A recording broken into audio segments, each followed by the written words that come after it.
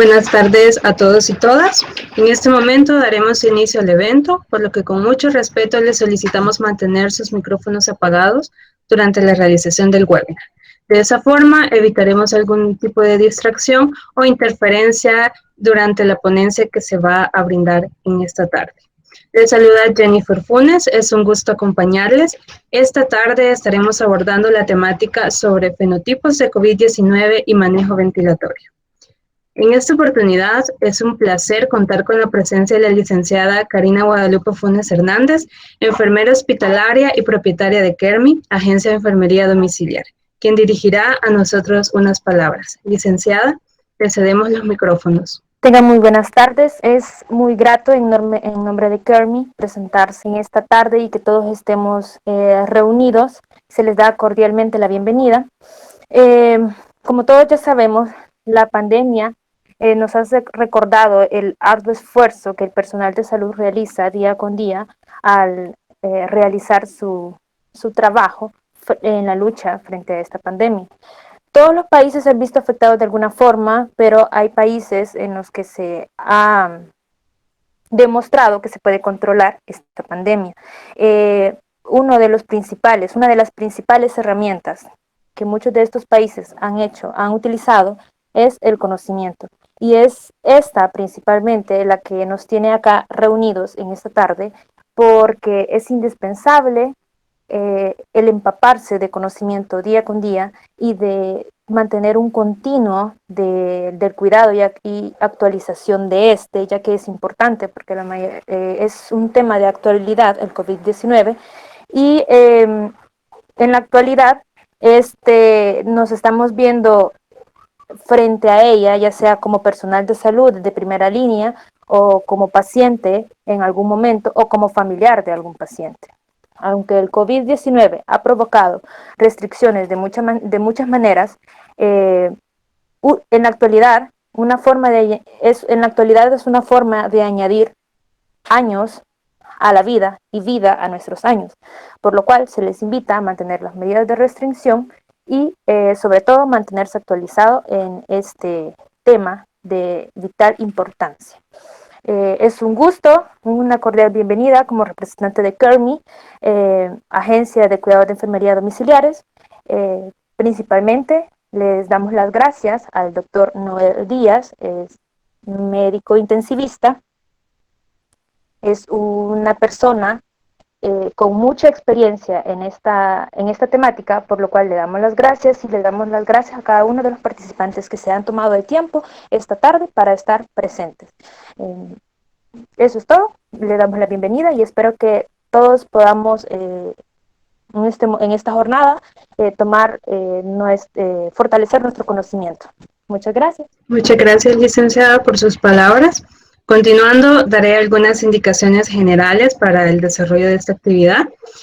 Solicitamos a todos los asistentes mantener sus micrófonos apagados con la finalidad de evitar interferencias durante el desarrollo de la ponencia. Tendremos una sección de preguntas y respuestas, la cual se realizará al finalizar la ponencia. Solicitamos a todos los participantes hacer sus preguntas a través del chat durante la ponencia y serán abordadas por la facilitadora y el especialista invitado. A continuación, damos inicio a la ponencia. Tengo el honor de presentar a nuestro ponente invitado, al doctor Noel Jesús Díaz Robles, quien realizó sus estudios superiores en la Universidad de El Salvador, recibiendo el título de doctorado en medicina. Realizó sus estudios de posgrado, especializándose en medicina interna. También posee un diplomado en ventilación mecánica, abordaje fisiológico de la práctica clínica, asimismo de una segunda especialización en medicina crítica y terapia intensiva. Ha participado en diversos cursos y congresos nacionales e internacionales, miembro activo de la Asociación Salvadoreña de Medicina Crítica y Terapia Respiratoria, así como también del Comité Docente de Medicina Crítica del Instituto de Seguro Social y coordinador catedrático de ventilación mecánica invasiva y no invasiva de la misma institución, miembro fundador del Centro de Investigación Médica Pulmoflow. Participó como ponente en el curso básico internacional de formación para personal de salud en COVID-19, desarrollado el pasado junio del 2020, con vasto conocimiento y experiencia laboral, de la cual compartirá un poco con nosotros en esta tarde. Así que le cedemos este espacio, doctor, para que usted pueda dirigirse a nosotros.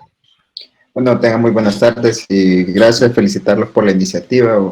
La docencia siempre debe de prevalecer durante todos los grupos que tengamos, más que todo en el cuidado de los pacientes. Vamos a ver si pueden ver la pantalla. Sí, doctor, se puede ver. Bueno, vamos a comenzar hablando de los fenotipos de COVID y los aspectos destacados de la ventilación mecánica invasiva. Más que todo vamos a hablar de la invasiva, porque podríamos hablar de los otros dispositivos de oxigenoterapia, como los de bajo flujo, alto flujo, BNI y la invasiva, pero en este momento solo vamos a hablar de los aspectos más destacados en la ventilación mecánica invasiva en COVID y los fenotipos para poder dar un manejo terapéutico un poco más adecuado. Siempre que nosotros estamos de un paciente con un síndrome de distrés respiratorio, nos preguntamos cómo lo vamos a ventilar, qué frecuencia respiratoria le vamos a poner, qué volumen entidales le vamos a poner, qué presión meseta debo manejar, qué PID debo colocar y las otras variables que nosotros programamos en el ventilador. Ante este hallazgo, COVID realmente representa la pregunta que al inicio nos hacíamos de la pandemia. ¿Realmente el COVID es un síndrome de estrés respiratorio agudo puro? Realmente no, prácticamente no lo es. Si lo abordamos desde el momento de los primeros fenotipos, de las primeras manifestaciones, no estaríamos ante un síndrome de distrés respiratorio puro, sino estaríamos ante un distrés por COVID, que más adelante vamos a hacer la distinción, o por un distrés light, como se le llamó en alguna ocasión. Esta es una placa de un paciente con COVID, vemos los infiltrados bilaterales difusos. El paciente aquí se encuentra ventilado en el tubo de tórax, es un paciente con un pulmón bastante dañado, con una afección casi del 100% de ambos pulmones. Y esta es un tag de tórax donde podemos evidenciar más que todos los infiltrados periféricos difusos que hay en COVID, y esos infiltrados periféricos difusos nos hace pensar que también el COVID puede llegar por vía hematógena a los pulmones, no solo por la vía respiratoria, sino que también por la vía hematógena, causando un daño endotelial y llegando a inflamar los alveolos, como vemos de esta forma, en esta placa. Ahora vamos a ver los fenotipos que existen en COVID. Para ir entendiendo los fenotipos, vamos a hablar de una de las afecciones que hay principalmente en COVID, que es este cociente, ventilación-perfusión. Esto es lo que normalmente pasa. Nosotros tenemos acá la vía respiratoria y el alveolo, y estos son los capilares alveolares. Normalmente entra el volumen corriente que nosotros tenemos al alveolo, que está este alveolo sin afección, un alveolo sano, y nosotros tenemos que aquí llega la sangre y se va hacia los capilares, hacia la vía del corazón. Esto normalmente, la ventilación perfusión anda en un rango de 0.8, esto es lo normal. Pero ¿qué pasa cuando, por ejemplo, hay una obstrucción ahí y el alveolo no es ventilado? Esto puede ser por hemorragias, sangre, por secreciones, por inflamación. ¿Qué es lo que pasa? Entonces aquí no se ventila el alveolo y hay una disminución de la ventilación. Entonces existe algo que se llama shunt, y el gradiente de ventilación perfusión se va hacia el valor de 0. Aquí no hay problema de la sangre llega al alveolo, pero lo que sí está tapado más es el alveolo y no se oxigena. Tenemos la otra parte donde sí se oxigena el alveolo, como vemos acá, está un alveolo normal. ¿Y qué es lo que pasa? Está obstruida a nivel de los capilares. Esto es un hallazgo muy común en el tromboembolismo pulmonar, que es el que se tapa los capilares y no hay perfusión, pero sí hay ventilación. Aquí hay un aumento del espacio muerto y en la ventilación-perfusión se nos va hacia la parte del infinito, como menciona acá. Esto es lo que generalmente puede pasar. Puede haber una alteración tanto en la ventilación o una alteración en la perfusión, como lo vamos a ver ahora más adelante. Normalmente lo que nosotros tenemos cuando hay un alveolo hipoxémico, como este que ven aquí en la figura, hay un mecanismo de regulación que nos ayuda a controlar esta disminución del oxígeno. Entonces hay un mecanismo que se llama vasoconstricción pulmonar hipoxémica. Quiere decir que toda la sangre que pasa por este capilar no se oxigena, sino que se hace una vasoconstricción, evitando que el flujo de sangre pase por este alveolo que no va a oxigenar. se desvía la sangre hacia otros alveolos normales, como ven acá, y de esta manera nosotros podemos lograr la oxigenación. Eso es un hallazgo, mecanismo de defensa de nuestro organismo que nos ayuda a poder oxigenar en condiciones anormales. ¿Y qué es lo que pasa? En COVID está afectado, está abolido este mecanismo de defensa que nosotros tenemos, la vasoconstricción pulmonar hipoxémica. Porque cuando vieron, el maestro Gattinoni colocó catéteres de arteria pulmonar, pudo observar que la presión de la arteria pulmonar no estaba incrementada como normalmente aparece en los distrés respiratorios convencionales que hemos visto anteriormente. Entonces, este mecanismo de los principales que tenemos de defensa se encuentra abolido en COVID. Esto es para que vean un ejemplo un poco más claro. Esto es lo que, este es el alveolo, que señala aquí de azul, y este es el capilar. Entonces, que normalmente lo que pasa es que existe una ventilación-perfusión y el índice puede andar de 0.8 a 1. Esto es lo normal. Pero ¿qué es lo que pasa cuando hay un efecto COVID? Entonces comienza el COVID a hacer efecto y a disminuir, existe un mecanismo de vasoplegia. La vasoplegia es la pérdida que tiene el vaso de poder comprimirse o vasoconstricción. De esta forma hay una vasodilatación del capilar y no hay una buena oxigenación. Entonces la ventilación-perfusión disminuye a menos de 1 y existe un shunt. Eso es algo fisiopatológico y esto incrementa la hipoxemia en el paciente. Esto es lo que generalmente se conoce como fenotipo L. Hay dos fenotipos, el fenotipo L y el fenotipo H, que ya vamos a ver las características de cada uno de ellos. Pero en el fenotipo L lo que ocurre es la pérdida del efecto de la vasoplegia, pérdida del efecto de la vasoconstricción pulmonar hipoxémica, y eso aumenta la hipoxemia disminuyendo el gradiente de ventilación-perfusión a menos de 1. Ahora, ¿qué pasa? Se perpetúa el caso y es un ciclo vicioso donde el paciente por la hipoxemia sigue respirando con un drive respiratorio un poco más incrementado, la respiración aumenta, las presiones transpulmonar aumentan. ¿Y qué es lo que pasa? Genera una inflamación a nivel del alveolo, como vemos en este dibujito. El aumento de la inflamación nos lleva al síndrome de estrés respiratorio light o el pulmón COVID, como se conoce en algunos casos, y esto da el fenotipo H, ya cuando hay una inflamación a nivel del alveolo, cuando vemos ahí, eso se perpetúa y llega hacia el fenotipo H. Muchos dicen que es una cuestión semántica, que comienza del fenotipo L y va evolucionando hasta llegar al fenotipo H, cuando las medidas inflamatorias no se logran disminuir en el paciente con COVID. Ahora vemos acá, ya un poquito siempre hablando de la fisiopatología, hablamos de los dos mecanismos, el L y el fenotipo H. Y entonces vemos qué es lo que se pierde primero. Se pierde la vasoconstricción pulmonar hipoxémica y esto genera una vasodilatación. Esta vasodilatación lo que genera es que el gradiente de ventilación-perfusión disminuye a menos de 1, aumentando el shunt. Este aumento del shunt lo que lleva es al paciente a una hipoxemia. ¿Y qué es lo que nosotros, cómo respondemos normalmente nosotros a la hipoxemia? Aumentando nuestro trabajo respiratorio, aumentando nuestro drive respiratorio. Entonces comenzamos nosotros a respirar más rápido, a respirar más profundo, a hacer uso de nuestros músculos accesorios de la respiración y ponernos disnéicos como en algunas ocasiones. ¿Qué es lo que provoca esto? Esto lo que provoca es que exista un aumento de la presión transpulmonar, como vemos acá. Este aumento de la presión transpulmonar en el alveolo lo que hace es que genera más presión y más lesión. Entonces comienza a evolucionar el COVID y va en una cuestión de low al H, y lo que pasa también hay un aumento de los trombos a nivel de los capilares alveolares.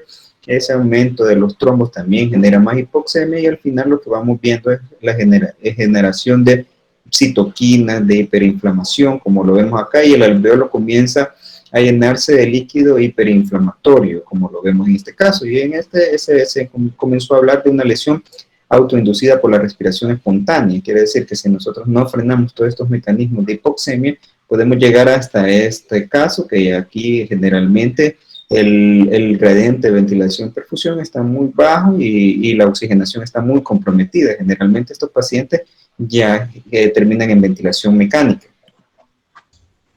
Y estos son los hallazgos radiológicos que nosotros podemos ver en las placas de tórax. Un paciente cuando inicia con COVID generalmente está con infiltrados difusos, bilaterales, periféricos, no muy comprometidos, pero el paciente aquí ha perdido ya su mecanismo de defensa, que es la vasoconstricción pulmonar hipoxémica, y aumenta la hipoxemia.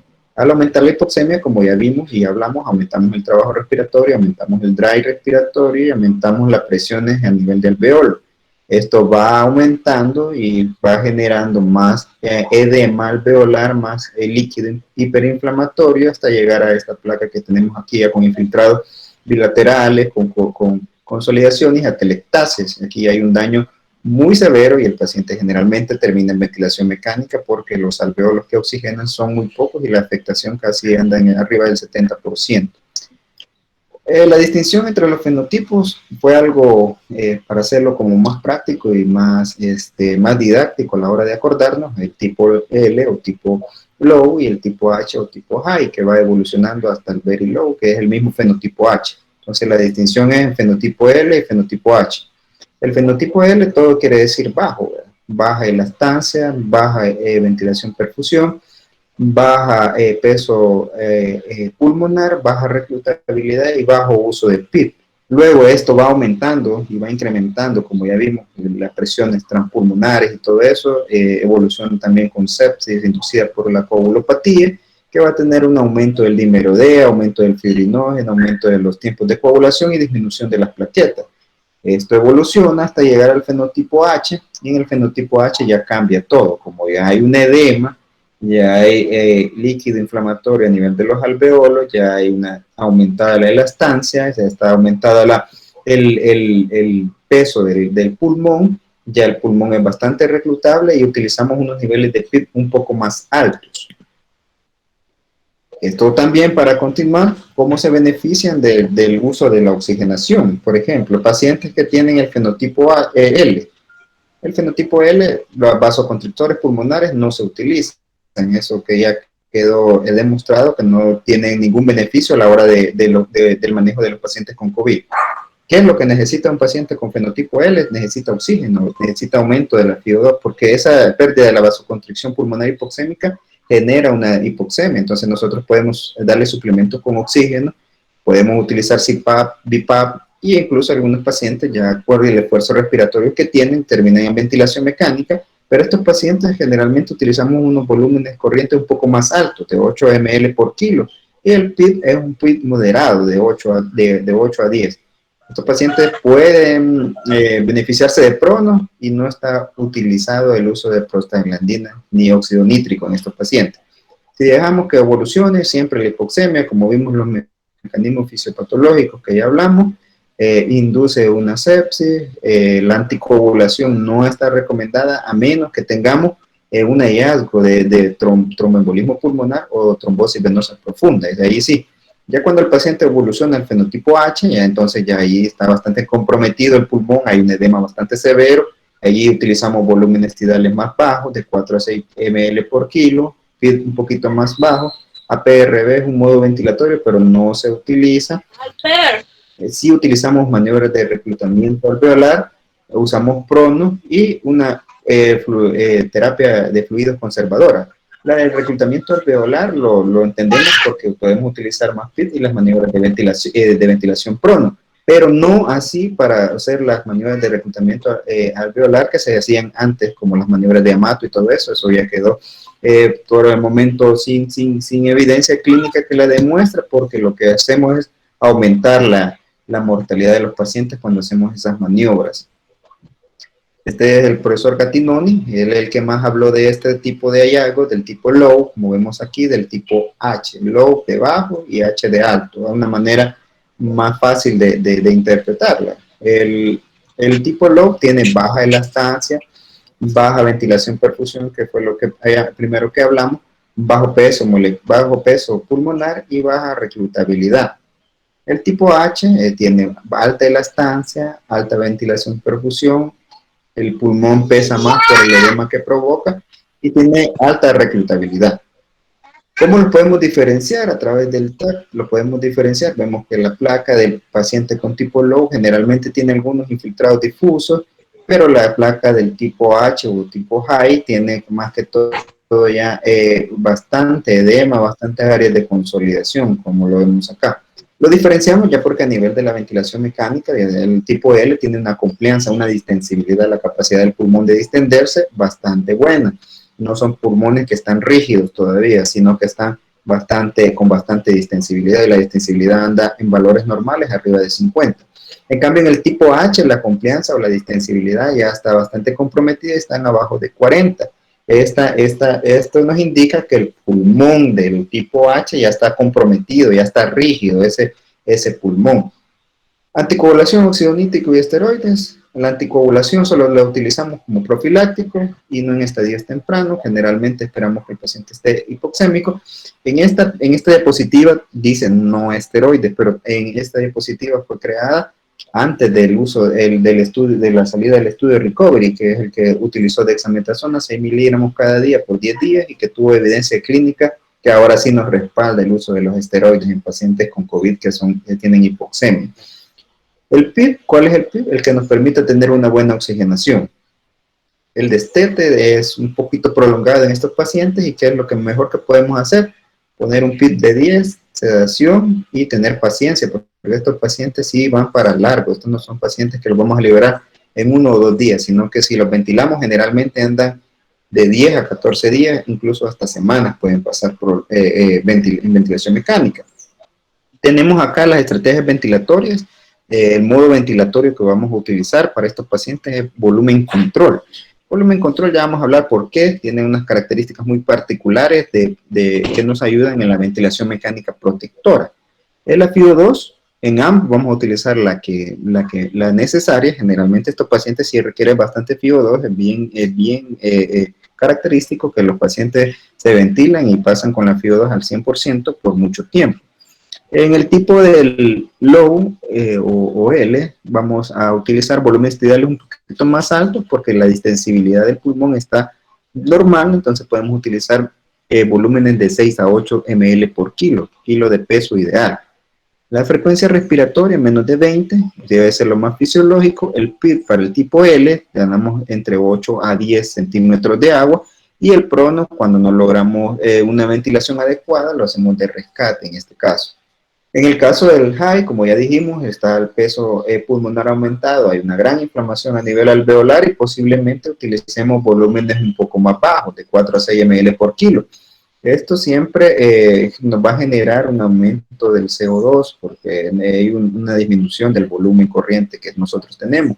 Y la frecuencia respiratoria que vamos a utilizar va a ser la necesaria para mantener la PCO2 abajo de 60 milímetros de mercurio, pero sabiendo que debemos de ser lo más fisiológico posible. Menos de 20 es una recomendación actual. Y el PIB menos de 15, porque ese se ha visto que ha logrado disminuir la mortalidad en pacientes. Ya no utilizamos los super PIB de aquellos de 20, de 22, por el riesgo del aumento de la mortalidad. Y en este caso el prono es a diario en estos pacientes. Ahora vamos a ver por qué debemos de ventilar tempranamente. Hay pacientes, esto generó mucha controversia en la hora de la ventilación mecánica, generalmente porque algunas escuelas decían, ventílelo temprano, otras decían que no, que había que aguantarlo con dispositivos no invasivos, y generalmente al final lo que se decidió es que quedara a juicio del clínico poderlo ventilar o no, porque uno evaluaba la hipoxemia, evaluaba el trabajo respiratorio del paciente, y dependiendo de eso uno decidía si ventilarlo o no.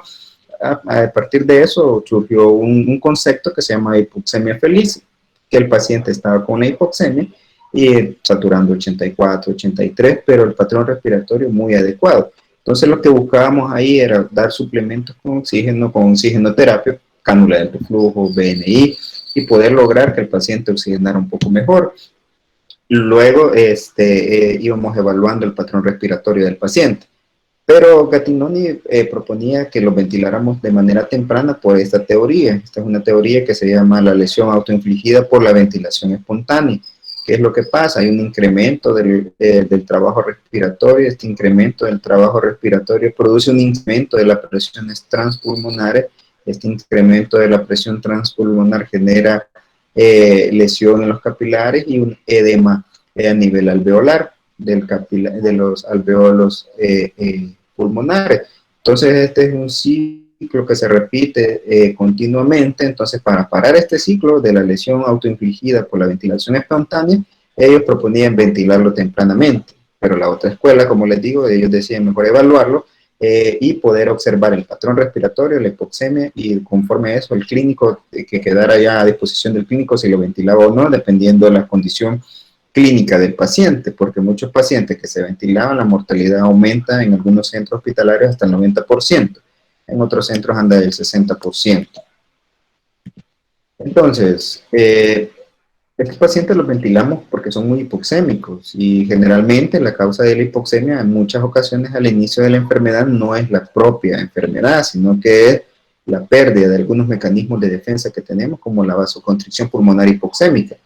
Y esa es una de las principales causas de la hipoxemia en estos pacientes, y luego, si no se detiene esa causa, va progresando y llega al fenotipo H, que el fenotipo H sí es el que tiene un poco más, tiene más inflamación alveolar, más peso pulmonar, tiene aumenta la elastancia del paciente, baja la distensibilidad. Entonces, todo eso es lo que nosotros tratamos de evitar cuando lo ventilamos, si lo ventilamos por la hipoxemia o por el trabajo respiratorio que nosotros tengamos. Volviendo a la diapositiva primera que pusimos, vemos al paciente con un pulmón COVID.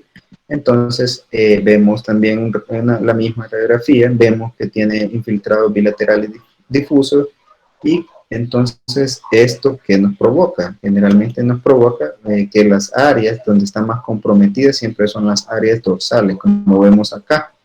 Estas áreas dorsales son las que están muy comprometidas, y lo que nos explica esta diapositiva es que para meter un volumen necesitamos una presión, y la presión, por ejemplo, en este caso no necesita tanta presión porque los alvéolos de esta parte del pulmón no están tan comprometidos. Conforme vamos a la parte dorsal, el alvéolo está más comprometido y necesita más presión para meter un determinado volumen. Como vemos acá, ya hay consolidación en esta parte de acá, y esa consolidación no nos permite que el alvéolo sea oxigenado de buena manera, y eso genera que nosotros necesitemos más presiones para poder meter. Y ese es algo que en cuidados intensivos es un arte, porque cómo vamos a ventilar de la misma manera esta parte de acá y esta parte de acá abajo, la dorsal, sin causar un bili, sin causar una lesión inducida por el ventilador. Por eso es que se propone protección pulmonar alveolar. ¿Y cómo la vamos a provocar? ¿Cómo la vamos a dar? La ventilación mecánica protectora se entiende como el conjunto de parámetros ventilatorios que nos garantizan la apertura alveolar y al mismo tiempo previene la sobredistensión de los mismos mediante los límites biomecánicos objetivos controlados por el que opera el ventilador. Este es un concepto que proponemos como PulmoFlow, que es un centro de investigación que tenemos para poder ventilar de manera protectora. Entonces nosotros vemos acá un bucle presión-volumen, y aquí cómo se mueve el bucle de presión-volumen.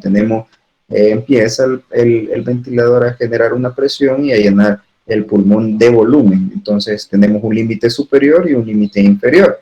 El límite es todo lo que queda en medio de estos dos límites, del superior y el inferior, es volumen tidal. Esta es una zona de protección donde yo puedo garantizar de una buena manera una protección alveolar. Si me paso de este límite superior, estaría causando sobredistensión alveolar, y si bajo de este límite inferior, me estaría dando un colapso alveolar.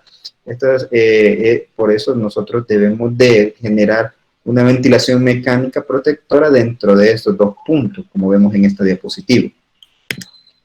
Entonces, ventilación mecánica protectora, ¿qué parámetros lleva? La ventilación mecánica protectora lleva volúmenes tidales de 4 a 6 ml por kilo, lleva una presión meseta de menos de 30, ya vamos a ver la presión meseta que es, lleva una presión de conducción o una driving pressure menos de 15, ya vamos a ver cómo se calcula. Tenemos una frecuencia respiratoria entre 12 y 20, que es lo fisiológico. Tenemos un PIB para la condición del paciente, que puede ser de 8 a 14, y tenemos que tener una FiO2 menos de 60. Eso nos garantiza ventilación mecánica protectora, no simplemente el hallazgo de volúmenes tidales bajos. Los volúmenes, estos evitan la tensión a nivel de las paredes alveolares y nos evitan la lesión por estrés. Yo genero un volumen, una fuerza que va a impactar en el pulmón, y esa fuerza es la que yo trato de disminuir para que todos aquellos alvéolos, como vimos en las placas, puedan ser ventilados de manera homogénea. Eso es lo que buscamos en la ventilación mecánica protectora. La presión meseta es la que medimos al final de la inspiración, cuando el flujo ya no está, cuando ya no hay flujo, y esa es la que más o menos es un subrogado de la presión alveolar, de cuánta presión yo le estoy metiendo a esos alveolos. Eso lo denota la presión meseta. El driving pressure, o presión de conducción, como se conoce en español, es la diferencia entre la presión meseta y el PIB. Esa diferencia nos hace entender que es el grado de deformidad y estiramiento que yo le doy al alveolo desde el PIB que yo programo al final del ciclo ventilatorio hacia la presión meseta. Ese grado de deformidad que yo le doy al alveolo, ese es presión de conducción. Menos de 15 se propone, según los estudios del doctor Amato, él propone menos de 15 porque se ha visto que disminuye la mortalidad. Valores más altos aumentan la mortalidad del paciente.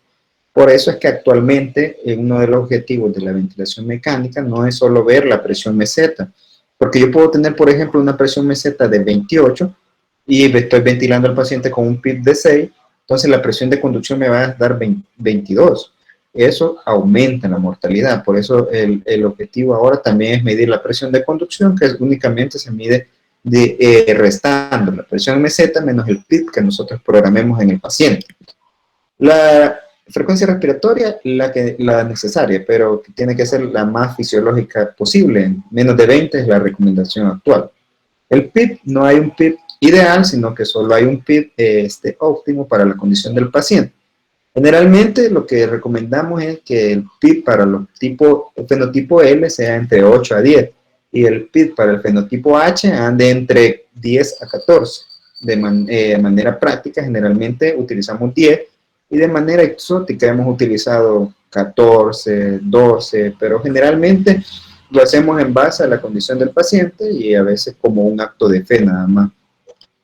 La FIO2, la necesaria para poder cumplir con las metas de oxigenación del paciente, pero como una recomendación general, bajar en 6 horas a menos del 60% para poder garantizar la disminución de la lesión inducida por el ventilador, porque la FIO2 también genera lesión por el ventilador, porque aumenta la formación de radicales libres, aumenta las áreas de telectasia y eso provoca también bile. Entonces vemos cómo todas estas variables nos ayudan para tener una ventilación mecánica protectora. Y esto nos indica que cuando nosotros generamos una lesión inducida por el ventilador, es multivariable. Necesitamos muchas variables para poder generar la lesión inducida por el ventilador y no únicamente la FIO2 o los volúmenes. En el caso de COVID, podríamos tener los volúmenes de 6 a 8 si el fenotipo es L, porque el pulmón tiene una extensibilidad un poco mejor y podríamos meter un poquito más de volumen sin generar lesión. Ahora bien, ¿cómo iniciamos la programación del ventilador en pacientes con COVID? Generalmente siempre debemos de calcular el peso predicho, que en pandemia, van a andar con el traje de nivel 3 y todo el trabajo que se nos acumula, generalmente tallar a un paciente nos es muy difícil, entonces habíamos dejado más que todo como calcular el peso del paciente, nada más, en base al cálculo que nosotros hagamos, pero la recomendación actual es medir al paciente y calcular el peso predicho del paciente con la fórmula que creo que es esta acá. Esta es la fórmula del peso ideal o peso predicho, que es la talla menos 152.4 por 0.91 más 50 si es hombre, más 45 si es mujer. Y a partir de eso yo programo el volumen que debo de tener del paciente. Si quiero ponerle de 4, de 5, de 6, y si es COVID por fenotipo L, puedo poner hasta 8 cc por kilo. Seleccionamos el modo ventilatorio que se recomienda es volumen control, primero porque nos garantiza medir la presión meseta sin hacer tantos cambios en el ventilador, y segundo porque hay una ciencia que se llama reología que nos indica que hay una curva que se genera en la deformación de los cuerpos viscoelásticos, que es muy parecida a la curva de presión-tiempo que genera volumen control. Entonces, ante esos hallazgos es como una más fisiológica la deformación del pulmón en volumen control. ¿Cuáles son los ajustes que yo le debo de hacer al ventilador? Volumen tidal ya dijimos de 4 a 6, cuando es un fenotipo H, y cuando es L de 6 a 8, porque la distensibilidad nos permite meterle un poquito más de volumen. La frecuencia respiratoria de 12 a 20, que es la indicada, por lo más fisiológico, iniciamos con una FiO2 al 100%, la relación IE es 1, 2, 3, es la fisiológica, y el PIB generalmente de 8 a 14, ya haciendo la salvedad que de 8 a 10, cuando es fenotipo L, y cuando es fenotipo H, podemos andar de 10 a 14 para poder oxigenar a los pacientes. La sedación es una sedación profunda y con rangos de analgesia óptimos según los rangos terapéuticos que nosotros vayamos evaluando diariamente. Pero hablar de sedación también es un tema muy aparte. Aquí solo vamos a hablar que es sedación profunda, y si ustedes hacen monitoreo pueden utilizar el BIS, que debe de andar entre 40 y 60 el valor que nosotros pongamos en el BIS. ¿Qué vamos a hacer después de programar al paciente con el ventilador, la ventilación mecánica? Lo vamos a evaluar y reevaluar periódicamente con dos variables, con la presión meseta y la presión de conducción o driving pressure que ya vimos. Presión meseta abajo de 30 y la driving pressure menos de 15. Si se cumple la de presión meseta menos de 30 y driving pressure menos de 15, seguimos igual, continuamos igual con las medidas de los pacientes. Si no se cumple la presión meseta, debemos de bajar ya sea volumen tidal o el PIB es muy alto, que nos está generando una presión meseta más alta. Igual para la presión de conducción o driving pressure, si no se cumple, tenemos que evaluar bajar tidal o bajar PIB. Esas son las metas que debemos de generar. Ahora bien, ¿qué vamos a tener con metas de oxigenación? Nosotros, cuando ya lo ventilamos, ¿qué metas debemos de cumplir? Tener una FiO2 abajo de 60 que nos provoque tener una saturación entre 88 y 92. Los pacientes ventilados no deben de saturar 100%, porque al saturar 100% aumentamos la mortalidad por la hiperoxemia. La hiperoxemia forma radicales libres y aumenta la inflamación. Deben de andar saturando entre 88 a 92. Ya si la satura 100% con la FiO2 más baja que usted pueda tener, ya es un punto muy que el paciente va muy bien, pero generalmente los pacientes ventilados con 88 a 92 debemos de tener los rangos de saturación. La PCO2 abajo de 65 milímetros de mercurio, que nos permita tener un pH de 720, mayor de 720, como una hipercapnia permisiva. Estas metas solo las logramos únicamente midiendo la oximetría de pulso y la calmanografía o calmanometría continua. No necesitamos tomar gases arteriales a cada momento. Los parámetros ventilatorios no los vamos a guiar tampoco por la distensibilidad, no vamos a hacer maniobras de reclutamiento, vamos a evitar las desconexiones y vamos a evitar las radiografías de tórax innecesarias. Los gases arteriales con uno que tomen al día es suficiente, generalmente los tomamos para ver otras conductas que podamos llegar a tener. Si ya hicimos todo y la presión meseta nos sigue arriba de 30, la presión de conducción arriba de 15, ya le bajamos los volúmenes a 4 cc por kilo, que es lo más bajo que podemos utilizar. ¿Qué más podemos hacer? Si la PAFI o el Kirby está abajo de 150, vamos a iniciar también prono. Pero recuerden que si la PAFI está arriba de 150 y sus presiones objetivos no están en los valores normales, también pueden pronar al paciente y esto les va a ayudar a disminuir las presiones pulmonares. La ventilación prono, generalmente hay dos escuelas. Una escuela que dice inicia primero el bloqueo neuromuscular y después prone. Hay otra que dice prónelo y después inicia el bloqueo neuromuscular. Pero nosotros recomendamos iniciar primero el bloqueo neuromuscular para luego ponerlo en posición de cúbito prono. Esto generalmente nos mueve o nos invierte las líneas, las zonas de West. Esto nos ayuda a disminuir la presión que nosotros provocamos del esternón, del corazón, sobre las bases pulmonares, sobre las partes dorsales. Nosotros la ventilación prono la utilizamos a partir de la teoría de esponjas. Yo mojo una esponja y cuando la saco del agua, todo el líquido queda en la parte dorsal. Si yo le doy vueltas, se genera el efecto contrario, se va hacia la parte ventral.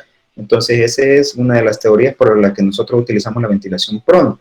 Y lo demostraron con este estudio, con el estudio PROSEBA. Ellos vieron que existía una disminución de la mortalidad con una P significativa a la hora de utilizar prono en pacientes que tenían una PAFI menos de 150. ¿Cuánto tiempo lo debo pronar? El tiempo es más de 16 horas. Eso es lo que se recomienda. Es mejor tenerlo más tiempos pronados y entre menos tiempo lo tiene, el prono no funciona. Cuando despronamos, quitamos el prono cuando ya hay una PAFI más de 150 por 4 horas en decúbito supino. Esa quitamos ya el prono. Y lo podemos utilizar en pacientes no ventilados. Esto es para ganar tiempo, para mientras el paciente oxigena un poquito mejor y la respuesta inflamatoria disminuye. Entonces, de esa manera podemos disminuir la evolución de los pacientes hacia la ventilación mecánica. Este es el efecto de prono. Tenemos acá, como les dije, todo el peso del corazón recae sobre las bases pulmonares y esto aumenta las presiones a nivel de los alveolos. Esto es lo que genera, el esternón también causa una presión acá en las partes dorsales del pulmón y eso nos genera más presión y más efectos para la ventilación mecánica. Vengo yo y lo prono, este peso que tenía del corazón ya no recae sobre los alveolos y mejoro la oxigenación a través de esto. También disminuyo la el edema que existe a nivel de las bases pulmonares, de las partes dorsales, y mejora la oxigenación, como ven en esta diapositiva. Vamos a ver un video de cómo pronar. Generalmente es un procedimiento sencillo, no necesitamos mucho personal. Antes de COVID se necesitaba nada más 3 personas, ahora ya con el COVID, para evitar riesgos de autoextubación, de salida de catéteres, se utilizan 5 personas. Siempre hay uno comandando el grupo que lleva el tubo, el tubo del paciente y los demás están haciendo aquí, poniendo más que todo en las áreas donde puede haber úlceras por decúbito. Ahí se colocan zonas, por ejemplo, almohadas para evitar las úlceras por decúbito, que es una de las complicaciones más frecuentes en prono por las áreas de decúbito que hay. Entonces se envuelve así, en palabras como buen salvadoreño, un tamalito y se le da en 3 pasos el prono. Se hace hacia la orilla del paciente y luego ya van a ver acá cómo lo mueve. Es en 3 pasos, como siempre se ha indicado. Este es el primer video del New England que salió para pronar. Desde entonces se ha hecho así en 3 pasos. No es un procedimiento que no requiere una cama especial y solo requiere personal especializado que esté haciéndolo continuamente para evitar la autoextubación, salida de catéteres y todo eso. Entonces, pero siempre debe haber alguien que comanda el grupo que lleva el tubo endotraqueal. Como ven acá, se organizan primero hacia el lado que lo van a mover y luego lo hacen. Ahí van hacia la orilla de la cama, luego lo pasan hacia la parte ya dorsal y lo mueven y lo acomodan luego al paciente y luego ponen el monitoreo en la parte dorsal del paciente. Entonces así se prona y las indicaciones del prono son una PAFI menos de 100, presiones pulmonares y esa es la recomendación. Una de las contraindicaciones es aumento de la presión intracraniana, quemaduras, trauma y tórax, que tenga traqueostomía el paciente. Esas son las contraindicaciones de utilizar ventilación prono en pacientes con COVID. Ahora bien, en el abordaje inicial también nosotros tenemos un paciente con hipoxemia. El paciente con hipoxemia por COVID generalmente vemos que cumpla uno o más de los siguientes requisitos. Por ejemplo, el uso de los músculos accesorios de la respiración, una frecuencia respiratoria más de 28, que sature menos de 93. Evaluamos si tiene inestabilidad hemodinámica y si el GLACO, la escala de alerta no está disminuida, menos de 9. Si no está disminuida, pero tiene una saturación menos de 93, nosotros utilizamos oxígeno suplementario de 5 litros y evaluamos tolerancia cada 30 minutos, idealmente. Ya sabemos que en COVID las evaluaciones andaban casi cada 6 horas, cuando era posible, más que todo cuando fueron los primeros picos de la pandemia, y generalmente la evaluación era muy difícil. Pero la evidencia es que cada 30 minutos lo debemos de hacer. Si veíamos que tenía una respuesta favorable, lo manteníamos igual, y si no, lo pasábamos a cánula de alto flujo. Con la cánula de alto flujo nosotros veíamos la respuesta, si era tolerable o si no era tolerable. Los criterios de buena respuesta a la oxigenación que nosotros instaurábamos era que tuviera un buen estado de alerta, que la frecuencia respiratoria sea menos de 25 y que pudiera mantener una oxigenación arriba de 90. Si esto lo mantenía, ya sea con bajo flujo o con alto flujo, continuamos igual. Si no lo podíamos lograr tener así, con estos parámetros de ventilación, de mejoría clínica, y tenía alguno de estos criterios, no recomendamos los usos múltiples o intentos de ventilación mecánica, no recomendamos el uso de ventilación con ambú o bolsa máscara, no recomendamos las nebulizaciones solo para asmáticos EPOC nada más, son las que tienen evidencia, más que todo cuando tienen exacerbación, y la evidencia de uso de nebulizaciones aumenta la mortalidad en pacientes que no sean necesarios. Los sistemas de aspiración deben de ser sistemas cerrados, no recomendamos los sistemas abiertos por los aerosoles también, y no necesitamos personal innecesario a la hora de estar ventubando a los pacientes. Entonces, como conclusiones, bueno, COVID hemos aprendido mucho. Actualmente ya no es como al principio de la enfermedad, que no sabíamos qué hacer, no sabíamos si anticoagularlos, unos decían que sí, otros decían que no. Al principio no sabíamos si utilizar cánula de alto flujo, otros decían que sí, unos decían que no. BNI tampoco sabíamos si utilizarla sí o no, y al final utilizamos todas las herramientas que estuvieran a nuestro alcance, y pudimos observar que en algunos pacientes se beneficiaban tanto de cánula de alto flujo, de BNI, y de la intubación también en algunos casos sí se beneficiaban, dependiendo cómo lo monitorizáramos. De todo eso dependía, y del trabajo en equipo. Pudimos ver que el trabajo en equipo era fundamental. A veces queríamos armar UCIs en partes que no son UCIs, sin el personal de UCI y solo con el médico intensivista. Y eso no funciona, se necesita de personal capacitado en UCI para poder tener una UCI ya afuera de nuestras áreas. En algunos casos querían manejarla con personal de UCI sin el médico que comandara, y tampoco se podía. Lo que hemos notado es que sí necesitamos entrenar más personal para poder responder a pandemias como la que hemos tenido, y con esta respuesta dar una mejor atención al paciente. Eso es lo que hemos aprendido. ¿Tienen algún comentario, preguntas que podamos resolver? Creo que si alguna parte quedó inconclusa, me la pueden preguntar y la repetimos.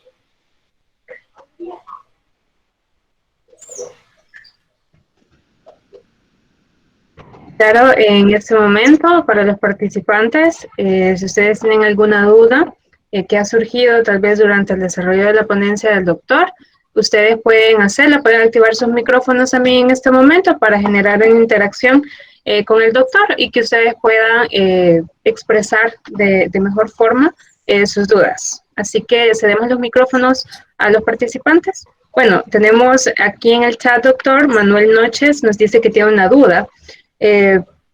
Dice, ya para terminar, estaría indicando en todo paciente entubado la realización de fibroendoscopía para liberar presión alveolar. La fibro tiene indicaciones precisas. Para COVID, más que todo, la indicación era atelectasias malignas del 100% del campo pulmonar. Esa era una indicación. Pero, por ejemplo, no se estuvo tomando ni haciendo fibrobroncoscopías para solo tomar una muestra. Eso no se hacía, sino que más que todo para la atelectasia que comprometiera la vida del paciente. Ahí sí la utilizábamos. Pero así para liberar presión alveolar, como las indicaciones que teníamos anteriormente, no se utilizó por la forma de los aerosoles.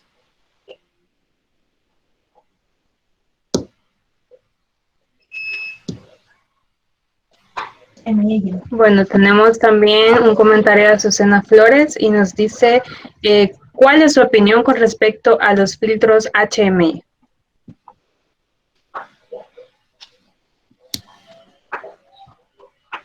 ¿Cómo? Bueno, en el chat Azucena Flores se dirige a usted y dice, ¿cuál es su opinión con respecto a los filtros HME? Son los filtros de intercambiador de calor, creo que son, ¿verdad?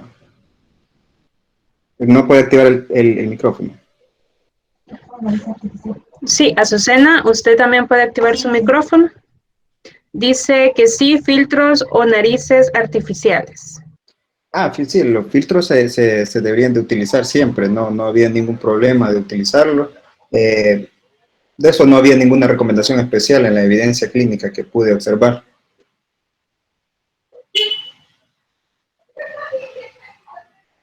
Bueno, también por acá tenemos otro interrogante que dice, al momento de iniciar un bloqueo neuromuscular, antes de pronar, ¿a qué se refiere?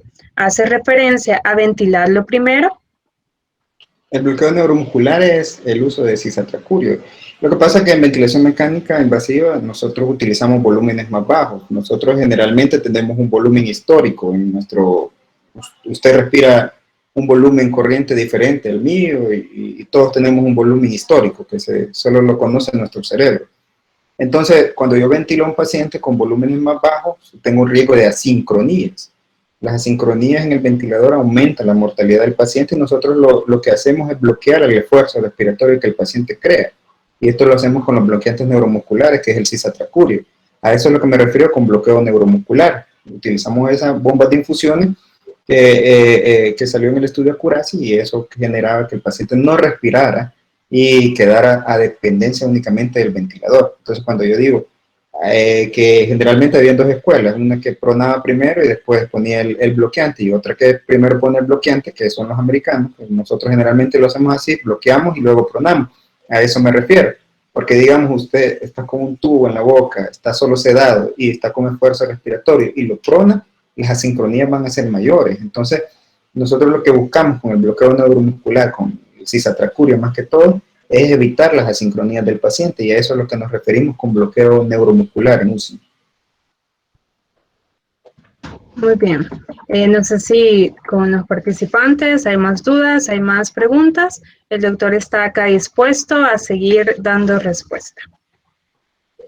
Vamos a dejar quizás unos minutos o algún comentario también que ustedes les gustaría realizar al doctor. De igual forma pueden activar sus micrófonos y los escuchamos. Doctor, yo tengo una duda. En cuanto a los pacientes con otro tipo de ventilación mecánica no invasiva, ¿cuál es su opinión en cuanto a la pronación? Ejemplo, un paciente con CPAP o cánula de alto flujo. Sí se puede utilizar, pero recuerde que el confort del paciente es un poquito muy comprometido en la BNI. En la BNI nosotros tenemos al paciente con la mascarilla y le está metiendo una presión positiva. Entonces todo eso genera un tipo de disconfort en el paciente. Y pronarlo es un poquito más difícil con BNI que con cánula de alto flujo. La cánula de alto flujo es un poquito más confortable para los pacientes. Pero sí, pronarlo generalmente aumenta el disconfort del paciente, aumenta también el grado de asincronías, porque en BNI también hay asincronías y eso genera al final más lesión autoinducida por la ventilación mecánica, que también se genera en la no invasiva, aunque no tenga el tubo metido en la tráquea, genera lesión. Entonces todo eso al final afecta la evolución del paciente y termina en lo que no queremos, en ventilación mecánica. Entonces, utilizar prono en BNI debe ser como un poco más, digámoslo así, más monitorizado, porque a la hora que el paciente empiece a hacer asincronías o cualquier otro problema, eso le va a causar al final un riesgo para quedar en ventilación mecánica invasiva. Entendido, doctor, gracias. Otra de mis dudas es, ¿se puede pasar la alimentación enteral a un paciente que está pronado o es Sí. parte de una contraindicación? No hay ninguna contraindicación. La alimentación en UCI, y más que todo en COVID, que es una enfermedad desgastante a nivel de la nutrición del paciente, debe de dársele comida. Solo se pone no respaldo, sino que en la cama un poquito inclinada hacia la posición del paciente para que no exista regurgitación, pero no, la alimentación no está contraindicada ni en la prono, ni en la I, ni también haciendo el comentario, ni en la ventilación mecánica no invasiva. Ok, doctor, muchas gracias. Bueno, continuando, retomamos algunas de las preguntas del chat. Y Catherine Cardosa nos dice, doctor, ¿cuál sería el manejo ideal y adecuado de seguimiento ante un paciente recuperado de COVID? ya que en su mayoría se sabe que pueden tener secuelas. Hay secuelas, ¿verdad? De diferentes tipos, desde las más graves, que es la fibrosis pulmonar, que es pacientes que requieren oxígeno domiciliar, que son las más graves, digamos. Entonces, a esos pacientes sí se les recomienda una rehabilitación pulmonar, enseñarles a caminar, a respirar y todo eso. Eso es lo que nos está faltando un poco, pero que generalmente en la institución a la que yo pertenezco ya se está iniciando los protocolos para la rehabilitación pulmonar, que es bastante adecuada. Pero, por ejemplo, un paciente que haya pasado 2 semanas ventilado con bloqueo neuromuscular, con uso de sedantes, con uso de esteroides, va a desarrollar algo que se llama la neuropatía del paciente crítico. Entonces le va a costar mover sus músculos, tanto el desgaste de los músculos estriados que tenemos, que nosotros podemos ver, digamos, el bíceps, los tríceps. Ese mismo desgaste que sufre el músculo, lo sufre el diafragma. Entonces, una de las indicaciones es la rehabilitación pulmonar en estos pacientes y debe de hacerse, más que todo en los pacientes que tienen secuelas graves, por ejemplo, que han sido ventilados, que desarrollan el fenotipo H. Ellos pacientes deben de tener una rehabilitación pulmonar un poco más adecuada. Pero los pacientes, por ejemplo, hay unas secuelas como por ejemplo pacientes que tuvieron COVID leve, dolores musculares, artralgias, que pueden, cefaleas, pueden durar hasta 3 meses, y ahí el uso es con analgésicos nada más. Los que más sufren y lo que más se les debe hacer énfasis es en la rehabilitación pulmonar, que son los pacientes que han pasado en la UCI, sedados, ventilados, pronados, con bloqueo neuromuscular, uso de esteroides. Esto desarrolla esa neuropatía del paciente crítico, que es bastante grave. Muy bien. Melvin Alexander Lu Márquez nos dice, ¿por qué al despronar al paciente algunos desmejoran si hasta sus secreciones pulmonares son expulsadas? Lo que pasa es que cambiamos la misma que les decía, la teoría de esponjas. Sí es cierto, cuando lo despronamos nos desmejoran, y a veces cuando los pronamos también desmejoran. Cambiamos el índice de ventilación perfusión. O sea, hacemos lo de la teoría de esponjas. Yo agarro la esponja y todo el líquido se vuelve hacia la otra parte. Y todo el movimiento y la redistribución del líquido que nosotros tenemos a nivel pulmonar, de la misma hiperinflamación que se está produciendo, es lo que nos provoca estas desaturaciones y inestabilidades hemodinámicas en algunas ocasiones de los pacientes en ventilación mecánica. Por eso siempre a la hora de pronar y a la hora de despronar se recomienda que esté médico, terapia y enfermería para poder evaluar todas estas cuestiones de las desmejoras que tenemos cuando se desprona o cuando se prona. Pero es por el movimiento de los líquidos que tenemos, la redistribución que se hace. Muy bien, también tenemos Alberto Marinero y nos pregunta, ¿se recomienda colocar respaldo a un paciente pronado? Sí, es lo mismo, que ponerle un respaldo como de 20, 30 grados y inclinada la camita para que puedan disminuir también las sedaciones y las microaspiraciones que pueden causar y poderle dar la dieta que nosotros tengamos. Doctor, creo que al referirse al respaldo se refiere más bien a la inclinación que usted menciona. Estamos hablando de una inclinación paralela de 15 a 20 grados, más o menos. Sí, correcto. Esa es la porque respaldo estaríamos causando algún tipo de lesión al paciente en la espalda. No, fíjese que no, siempre se le puede poner. Ya nosotros, pero poco. Es poco, de 20 a 30, por ahí. Ok, gracias. Continuando siempre, Alberto Marinero nos hace una segunda pregunta y nos dice, ¿qué tan importante y recomendable es la evaluación Kirby para comenzar a tomar criterios si el paciente va desmejorando y anticiparse a la situación? El Kirby es una de las medidas que vamos viendo en el paciente de ventilación mecánica, y lo evaluamos y nos sirve también para clasificar el síndrome de estrés respiratorio en leve, moderado y severo, dependiendo de la oxigenación. Sí, es bueno, por eso es que recomendamos una toma de gases al día de los pacientes en ventilación mecánica. Y con eso vamos evaluando la desmejora que puede tener o el mejoramiento que puede ir teniendo nuestro paciente. Por ejemplo, Para pronar necesitamos un Kirby menos de 150 y para poner bloqueo neuromuscular también la recomendación es con pacientes que tengan un Kirby menos de 150. Entonces el Kirby sí nos funciona para ver eso y ir evaluando si mejora o no mejora.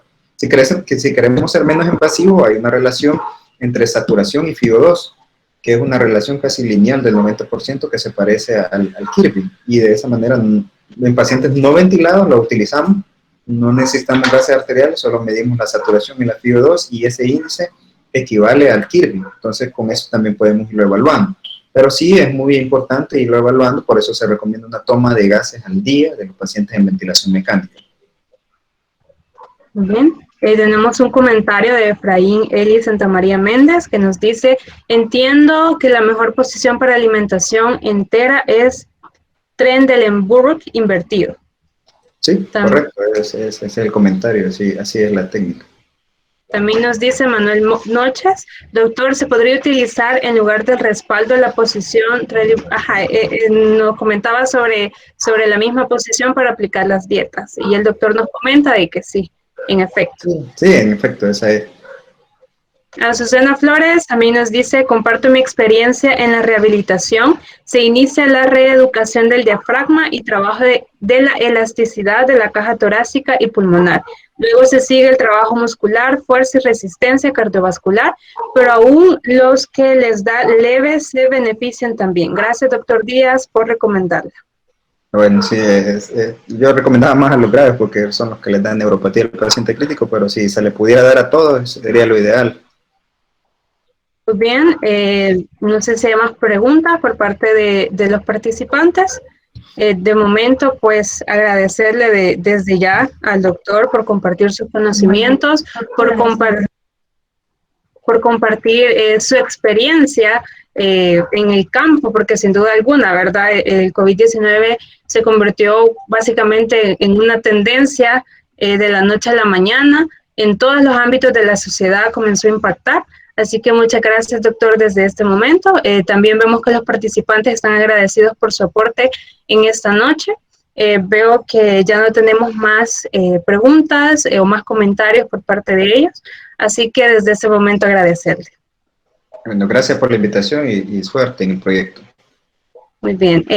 Aprovechando en este momento, vamos a hacer un poco algo así como una pequeña propaganda en cuanto a los servicios con los que contamos por parte de la clínica del doctor, que es medicina crítica. Acá ustedes pueden observar, permítanme, creo que voy a compartirles en este momento para que ustedes puedan tener información acerca de cómo contactar al doctor. Acá podemos ver, está su correo electrónico, tenemos la dirección de la clínica y también los números de contacto. Sin duda alguna, nos hemos dado cuenta de que es un médico que está capacitado, que tiene las competencias y tiene el conocimiento para poder brindar una atención de calidad. Así que compartimos con ustedes en este momento la información de la clínica de medicina crítica. Asimismo, también compartimos con ustedes y ponemos a disposición los servicios de Kermi. Es una red de enfermería domiciliar que de igual forma pretende dar lo mejor de sí para poder llevar estos cuidados de calidad a todos los pacientes, inclusive a todos estos pacientes que están quizás desde sus casas. Así que agradecemos desde este momento su participación también. Ha sido de mucho valor. Sin ustedes, este evento no habría podido ser una realidad. Así que de esta manera damos por terminado el evento, agradeciendo especialmente a la licenciada Karina Funes y al doctor Noel Díaz por darnos la dicha de hacer de este evento una realidad. Asimismo, agradecemos la participación de todos y de todas aquellos que estuvieron presentes. Les deseamos éxitos en sus labores personales y profesionales. Que tengan una feliz noche.